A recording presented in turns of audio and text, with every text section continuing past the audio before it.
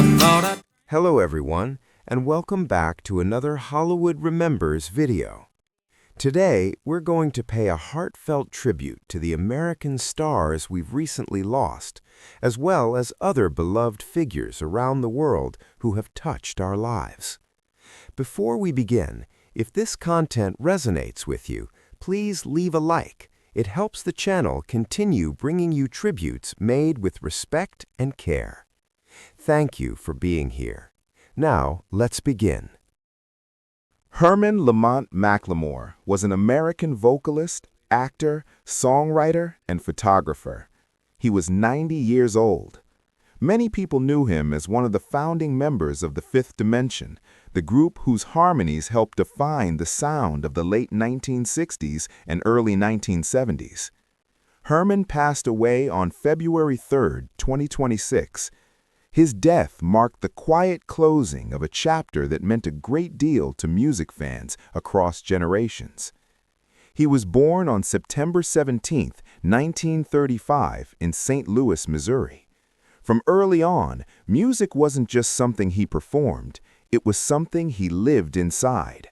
When the Fifth Dimension came together, Herman helped shape a sound that felt polished but human, hopeful without being naive. Songs that filled radios, living rooms, long car rides, music that stayed. On stage, he carried himself with control and warmth. Offstage, he explored other ways of seeing the world: acting, writing, photography. He paid attention. He noticed light, timing, and people. Those instincts showed up everywhere in his work. For many fans, the Fifth Dimension's music is tied to memories of a changing America, a complicated time. Herman McLemore was part of giving that era a soundtrack that still feels gentle and confident all these years later. He didn't chase the spotlight for its own sake. He did the work. He stayed committed to craft, and he helped create something lasting.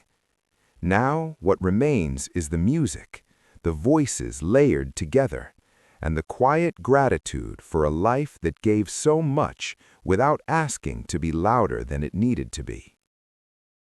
William "Billy Bass" Nelson Jr. was an American musician, best known as the original bassist for Funkadelic.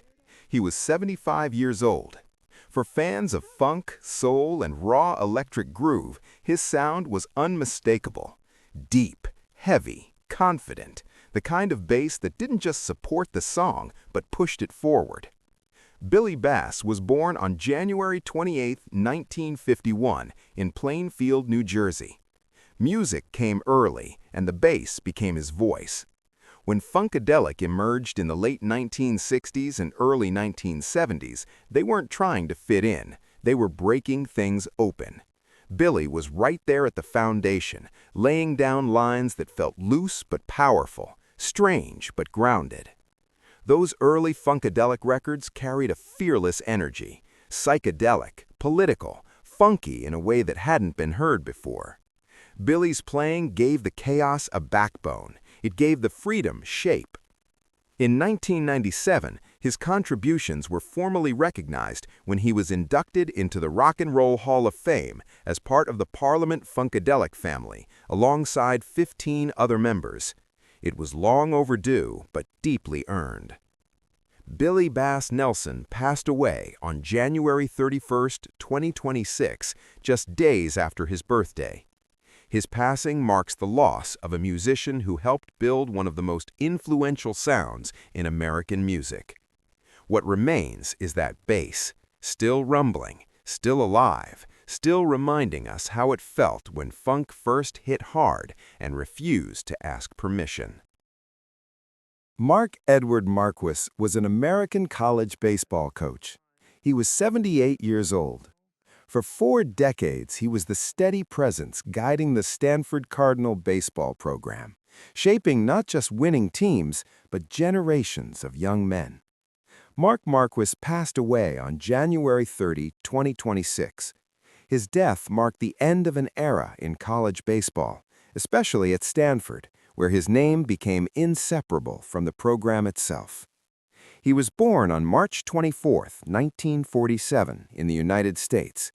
When he took over as head coach in 1977, college baseball looked very different. Facilities were modest, exposure was limited, but Mark saw what Stanford baseball could become. Year by year, season by season, he built it with patience and belief.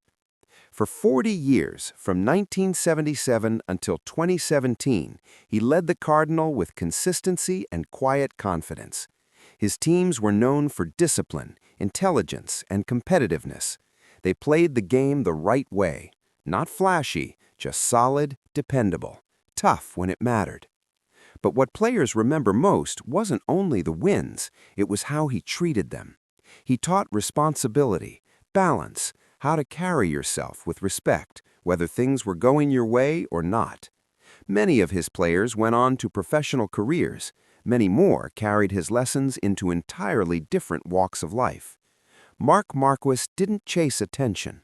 He showed up every day. He prepared, he cared, and he stayed. What remains now is his influence, still present on that field, in that dugout, and in the lives of countless former players who learned what it meant to be coached by someone who truly believed in them. Clint Black is more than a country music success story, more than a voice that dominated radio playlists, more than a familiar silhouette under stage lights, steady and composed. His story is not defined by charts or trophies, it is defined by control. This is not a story about sudden fame, it is a story about becoming, about how discipline, restraint, and emotional distance can shape a life long before applause ever arrives. From an early age, Clint learned that stability was not something given freely. It was something constructed, carefully, quietly, without complaint. His childhood unfolded between opposing forces. On one side, authority and expectation. On the other, sensitivity and observation. He grew up absorbing rules, tone, and responsibility, not through speeches but through atmosphere, through what was allowed and what was not. There was order in his environment, and with order came pressure. This balance, structure without softness, would quietly become the foundation of who he was. Not dramatic, not chaotic, controlled, self-contained, always measuring. Music entered his life not as rebellion, but as organization. Clint didn't stumble into songwriting as an act of emotional release. He approached it as something precise. Language mattered, structure mattered, rhythm mattered. Every word had to earn its place. Early on, he recognized that sound could create distance from discomfort, that melody could impose order on feelings he was not encouraged to name. Music wasn't escape. It was management. He discovered that when emotions were difficult to express directly, they could be arranged, packaged, delivered through lyrics that sounded simple but carried exact weight. This realization changed everything. Before success arrived, before industry attention or public recognition, Clint was already practicing a form of self-defense, not with noise or provocation, but with clarity, with restraint. His early rise in country music reflected that same internal discipline. The success came quickly. Songs resonated. Audiences responded. Recognition followed. Awards arrived almost faster than he could recalibrate. Grammy wins, radio dominance, industry respect, all stacked one after another. On the surface, it looked effortless, but underneath, something quieter was happening. Rapid success exposes weaknesses before a person is ready to confront them. The structure that worked in obscurity is suddenly tested under pressure. The systems that kept things stable are stretched. For Clint, the momentum did not arrive with chaos, it arrived with strain. The success was real, but the foundation was still forming. Financial missteps followed, not from recklessness, but from inexperience. The world moved faster than the support systems around him. Decisions were made before long-term consequences were visible. It wasn't a collapse, it was a warning. The success had come before the architecture was complete. What followed was not dramatized, not sensationalized. It was addressed with the same approach Clint used everywhere else in his life: adjustment, redirection, control restored. Instead of unraveling, he recalibrated. Television and broader exposure didn't redefine him. They gave him a place to belong within a system that had clearer rules, a framework where his steadiness became an asset, not a limitation. From there, the ascent resumed, but this time anchored. Films, performances, continued musical relevance. They came not as reinvention, but as reinforcement. Clint didn't chase transformation. He refined identity. And yet, beneath the stability, another tension remained. The drive to be precise, to be respected, to meet expectation without revealing uncertainty. It is easy to admire discipline. Harder to see the cost. Clint's later artistic shifts toward deeper emotional expression were not strategic pivots. They were internal acknowledgements, quiet permissions granted to explore vulnerability without losing control. The turning point in his story was not public, and it was not loud, it was internal. And that is where his legacy truly begins, not in what he achieved, but in how he learned to live inside what he built. Before there was a stage, there was expectation. Clint grew up in a household where rules were not always spoken, but always understood. Authority existed not as harsh punishment, but as presence, firm, unmoving, quietly demanding. Responsibility arrived early, long before language developed to explain it. Opposite that firmness was something softer, a current of emotional awareness that was felt more than discussed. Care did not announce itself loudly.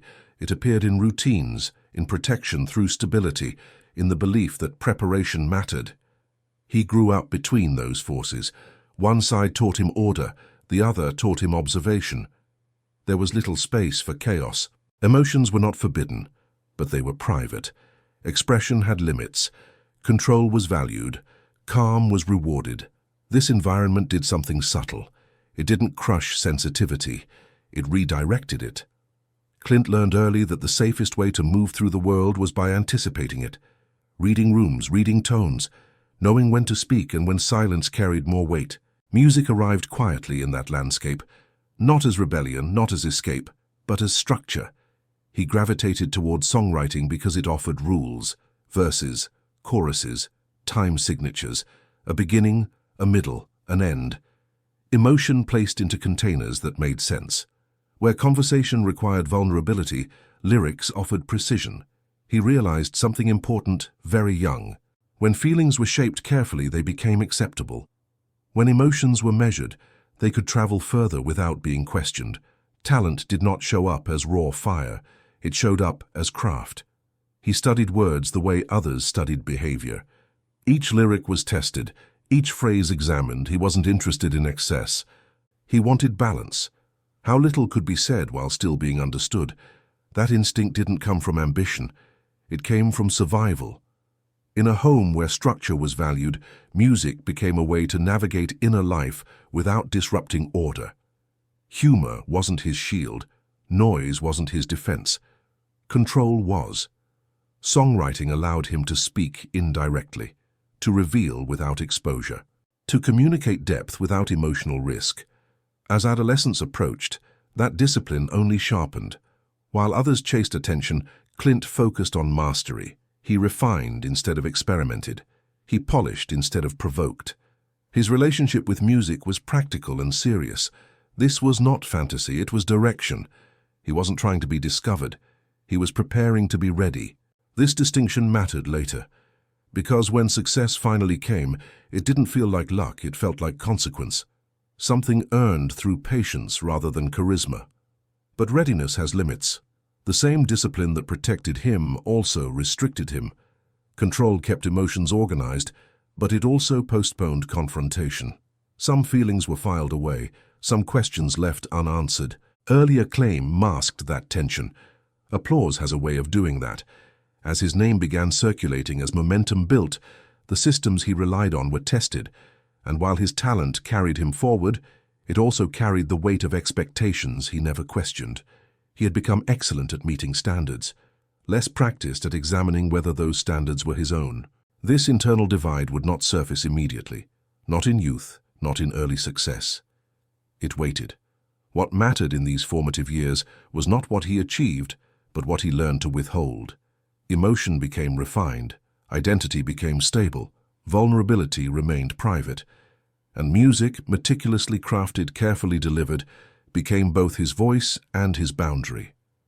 By the time the world began to listen, Clint was already shaped by forces older than fame, forces that taught him to build quietly, to move deliberately, and to trust structure over impulse. Those lessons would carry him far. They would also, eventually, demand to be re-examined. By the time the industry truly noticed Clint Black, he did not feel discovered. He felt validated. The difference matters. Discovery implies luck. Validation suggests preparation. His debut did not crawl into relevance. It surged. Songs moved quickly through radio rotations. Lyrics landed with an audience that recognized themselves in the restraint, the clarity, the emotional economy of his writing. There was no theatrical rebellion in his sound. No excess. It felt mature, grounded, precise. Success followed at a pace that left little room for reflection. Awards arrived. Industry doors opened. The numbers accumulated. Grammys confirmed what the audience already sensed. This wasn't a momentary voice. It was a presence. From the outside, it looked perfectly aligned. Internally, something more complex was unfolding. Rapid success creates a specific type of pressure. Not the pressure of failure, but the pressure of maintenance. Suddenly, the question is no longer can you do it, but can you sustain it without changing who you are? For someone built on control, this is dangerous territory. Momentum accelerates decision-making. Opportunities stack faster than systems can stabilize. And while Clint's talent was undeniable, the infrastructure around him was still catching up. Financially, things grew complicated, not because of indulgence or excess, but because success moves faster than understanding. Contracts, management, long-term planning, they arrived in a blur. Decisions were made inside a learning curve that hadn't flattened yet. The result was not collapse, but strain. Money, like fame, exposes weak architecture, and when structure is incomplete, even stability can wobble. What's notable is how this period was handled. There was no public implosion, no spectacle, no villain, no emotional spiral offered for consumption. Instead, Clint did what he had always done. He adjusted quietly. The momentum slowed just enough to regain footing. What looked like a setback from the outside was experienced internally as a correction. The lesson wasn't dramatic, but it was lasting. Success alone does not equal security. Systems matter. Sustainability matters. Control must evolve, or it becomes fragile. Around this time, television entered the picture, not as rescue, as redirection. Television provided something music couldn't: a framework with clearer boundaries, predictable schedules, defined roles, collective responsibility, a place where steadiness was a strength. Rather than reinvent himself, Clint integrated. This phase didn't erase his identity, it expanded it. He was no longer just managing momentum, he was learning how to exist inside it without being consumed. As the pressure stabilized, his career widened naturally. Film appearances followed. Continued musical relevance remained. There was no frantic chase, no pivot driven by fear, just controlled progression. To the audience, it looked like consistency. To Clint, it was survival through calibration. But even during this externally successful period, another tension remained unresolved. Being reliable is powerful. Being dependable is respected. But when identity is built entirely around composure, something essential can go unexamined. The internal cost of always being the steady one is subtle. Feelings are postponed, questions delayed, validation becomes externalized even when success is genuine. Clint wasn't chasing approval, but he was quietly responding to it. This would eventually matter, because the next evolution in his career would not come from opportunity, nor from necessity. It would come from permission. Permission to feel more, to express more, to allow emotion to exist without needing to be controlled into perfection. The world saw a stable artist refining his craft. What it did not see was a man slowly recognizing that discipline alone could not answer every internal question. That realization would not arrive through failure. It would arrive through art, and when it did, it would shift everything.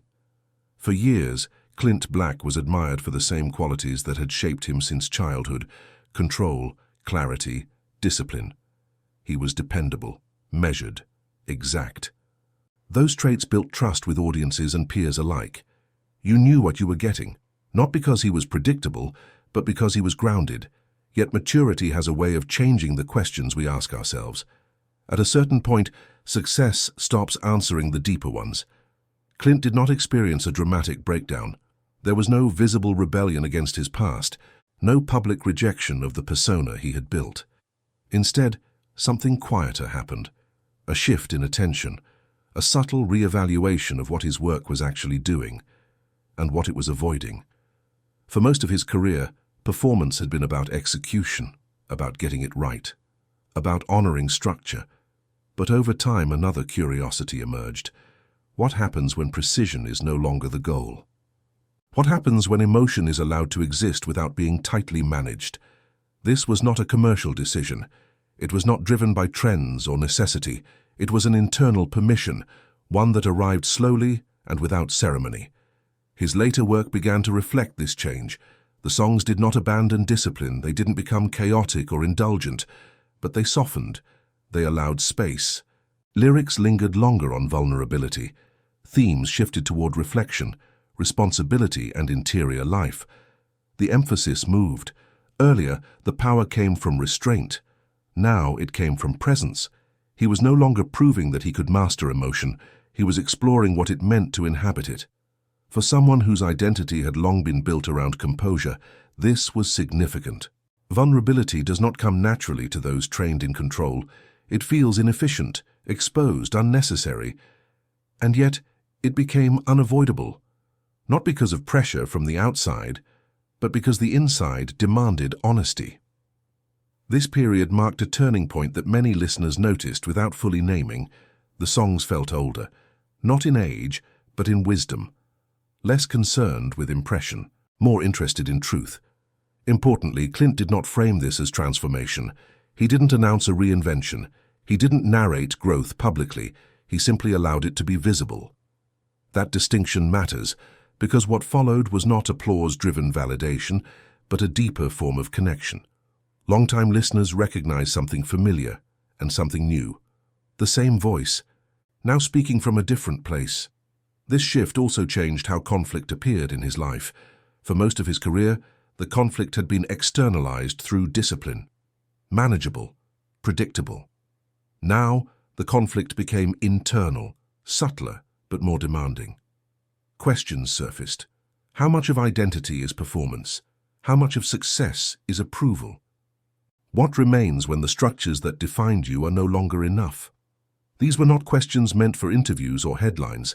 They were lived privately, reflected indirectly through art, which is why the next chapter of his story would be so misunderstood by casual observers. When a public moment later drew attention, a single event that everyone recognized instantly, it seemed to some like rupture, but it wasn't. It was exposure. Exposure of tensions that had existed long before, between perfection and humanity, between composure and authenticity, between being admired and being understood. Clint did not respond with spectacle. He did not over-explain. He stepped back. Silence followed. Not absence, but pause. A space for introspection, for reassessment, for confronting the internal patterns that discipline alone could no longer resolve. This phase was not about recovery in the public sense. It was about recalibration in the private one. Therapy did not make him weaker. Reflection did not erase his past. They expanded it. What emerged was not a different man, but a more integrated one, still disciplined, still precise, now also willing to be unfinished. This would redefine how legacy was framed, not as a collection of hits, not as consistency over decades, but as a process, a life shaped by control and slowly enriched by self-permission. The final chapter of Clint Black's story does not belong to charts or stages. It belongs to something quieter and more lasting. At a certain point, every public life encounters a moment that requires no explanation, a single instant, on a very visible stage that everyone recognizes, even if it is never described in detail. It does not need replay. It does not need narrative embellishment. It already exists in the collective memory. For Clint Black, that moment did not redefine who he was. It revealed where he already stood. The temptation in moments like that is reaction, clarification, defense, performance. But Clint did something consistent with everything that shaped him long before fame arrived. He paused. Silence followed. Not disappearance, but withdrawal from commentary. The volume lowered. The pace slowed. Attention turned inward rather than outward. In a culture that rewards immediate response, silence is often misunderstood as avoidance. In reality, silence can be discipline applied inward. This pause marked the most important phase of his life, not as an artist, but as a person. Reflection replaced momentum. Introspection replaced output. Not because the career was ending, but because meaning was being renegotiated. For decades, Clint had built himself around reliability. The one who didn't unravel, the one who didn't overshare, the one whose control was mistaken for emotional completeness. But adulthood eventually asks a harder question. What parts of yourself were never allowed to speak? Therapy, reflection, and emotional accountability entered the picture not as remedies, but as tools. Not to erase the past, but to understand it. This was not a collapse. It was integration. The traits that once protected him, discipline, restraint, precision, were not abandoned. They were contextualized. Control no longer needed to dominate emotion. It could coexist with it. Fatherhood reframed everything. Legacy stopped being about influence and started being about presence, about what is modeled in private, not what is applauded in public, about what a child absorbs when no audience is watching. This shift did not require reinvention. It required honesty. As he returned gradually and deliberately, the work carried a different weight. Not louder, not more dramatic, just truer. The music no longer needed to prove relevance. The performances no longer needed to assert identity. They simply reflected it. What remains of Clint Black's story is not a catalogue of hits, awards, or cultural moments, impressive as those are. What remains is the arc. A man shaped by structure, tempered by success, tested by exposure, deepened by introspection. The legacy is not a product, it is a process. A long journey from control toward wholeness, from precision toward presence. From being admired to being understood, first by himself, then by others. In the end, the most demanding role was never played on stage or on camera. It was lived, and it is still unfolding.